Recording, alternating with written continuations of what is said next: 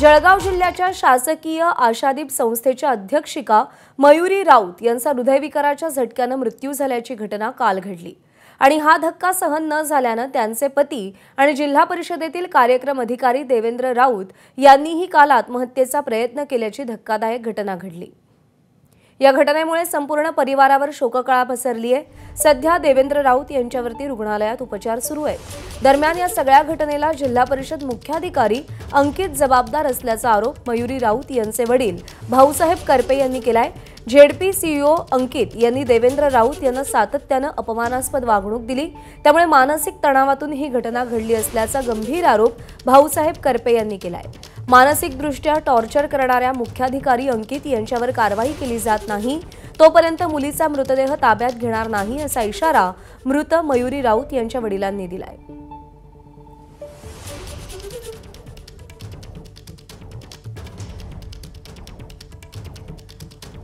आणि जळगावचे पालकमंत्री गुलाबराव पाटील सध्या आपल्या सोबत आहेत। गुलाबराव पाटील जी नमस्कार। गंभीर आरोप केलेत मयुरी राऊत यांच्या वडिलांनी। या संपूर्ण प्रकरणाची तुम्ही कशी दखल घेणार आहात आणि या सगळ्याच्या मुळाशी जाण्याचा कसा प्रयत्न असेल? हे बघा, मी काल स्वतः त्या घटनेच्या नंतर त्या ठिकाणी हॉस्पिटलमध्ये जाऊन आलो। प्राथमिक माहिती पाहिली असता या त्यांच्या पतीला राऊतांना त्यांच्या सौभाग्यवती दवाखान्यामध्ये घेऊन गेल्या होत्या। ते ऑलरेडी मानसिक रुग्ण होते आणि त्यांची ट्रीटमेंट सुरू होती, त्यामुळे त्यांना तिथे घेऊन जात होते। ते आतमध्ये काउन्सिलिंग चालू असताना त्या त्यांच्या सौभाग्यवती बाहेर बसलेल्या होत्या। त्या फोनवर बोलत असताना त्यांना अचानक तिथे अटॅक आला आणि अटॅक आल्यानंतर त्या हॉस्पिटलच्या बाहेरच पडल्या। तिथल्या हॉस्पिटलच्या लोकांनी त्यांना उचललं आणि जवळच्या दवाखान्यामध्ये नेलं, पण त्या ठिकाणी नेत असताना त्या मृत घोषित करण्यात आल्या। ही माहिती त्यांच्या पतीला मिळाल्यानंतर त्यांनी त्या ठिकाणी आत्महत्येचा प्रयत्न केला आणि त्या आत्महत्येचा प्रयत्न केल्यानंतर त्या ठिकाणी लगेच कलेक्टर महोदयांनी फोन केल्यानंतर त्यांना दवाखान्यामध्ये संवेदना नावाच्या हॉस्पिटलमध्ये ऍडमिट केलं। त्या ठिकाणी मी स्वतः जाऊन आलो, नामदार गिरीश महाजन जाऊन आले आणि माझ्या माहितीप्रमाणे त्या ताईंना अटॅक आलेला आहे आणि अटॅकमध्ये त्या मृत झालेल्या आहे। झालेली घटना फार वाईट आहे। 2 वर्षाची ज्यांना एक मुलगी आहे, 6 वर्षाची एक मुलगी आहे, ते संगमनेरला ते राहणारे आहेत। त्यामुळे मला तरी असं वाटतं की त्या ताईंना अटॅक आल्याचं या ठिकाणी प्राथमिक दर्शनात आलंय, पण जोपर्यंत पीएम रिपोर्ट येत नाही तोपर्यंत आपल्याला थांबावं लागेल। पण गुलाबराव पाटील जी त्यांच्या वडिलांचा म्हणजे मयुरी राऊत यांच्या वडिलांचा आरोप असा आहे की झेडपीचे सीईओ अंकित हे त्यांच्या पतींना सातत्याने अपमानास्पद वागणूक देत होते। या संदर्भात तुम्ही काही चौकशी केली आहे का? नाही, तशा बाबतीमध्ये आमच्याकडे तर आजपर्यंत तशी माहिती नाही। मी 5 वर्षापासून त्या जिल्ह्याचा पालकमंत्री आहे। पीएमच्या कार्यक्रमामध्ये मी राऊतांना पाहिलं, सीएम साहेबांच्या कार्यक्रमामध्ये ते होते।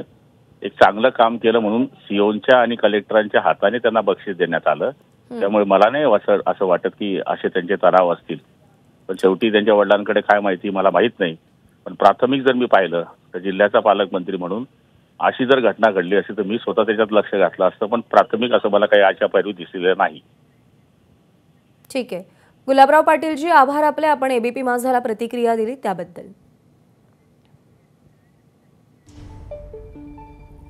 आणि या सगळ्या संदर्भात भाऊसाहेब करपे यांनी काय प्रतिक्रिया दिली आहे तेही आपण पाहूया। डेप्युटी सीओ माझे जावई तिथं काम करते, गेली 3.5 वर्षापासून काम करते। गेले हा 1 वर्षापूर्वी आलेला हा नवीन सीओ हा IAS अधिकारी इतका हॅमर केलं त्यानं, माझे जावई डायरेक्ट फ्रस्ट्रेट झाली। इतके फ्रस्ट्रेट झाले की घरची फॅमिली डिस्टर्ब झाली, माझी मुलगी डिस्टर्ब झाली। त्यांना मानसोपचार तज्ञाची मदत घ्यावी लागली। उपचारासाठी त्यांना घेऊन आली मानसोपचार, त्या हॉस्पिटलमध्ये तिलाच अटॅक आला आणि ती तिथं गेली। माझी लेकरं रस्त्यावर आणली या माणसानं, त्याला पहिले त्याच्यावर कायदेशीर कार्यवाही झाली पाहिजे। आम्ही डेड बॉडी उचलणार नाही।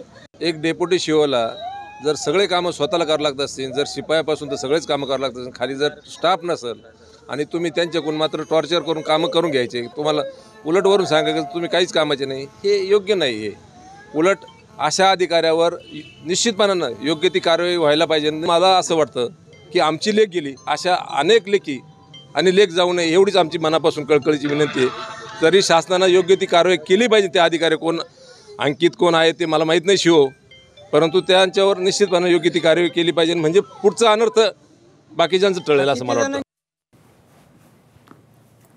दरम्यान या सगळ्या घटनेसंदर्भात मुख्याधिकारी अंकित यांच्यासोबत एबीपी माझानं मोबाईलवर संपर्क साधण्याचा प्रयत्न केला, मात्र त्यांच्याकडून अद्याप कोणताही प्रतिसाद उत्तर मिळालेलं नाही।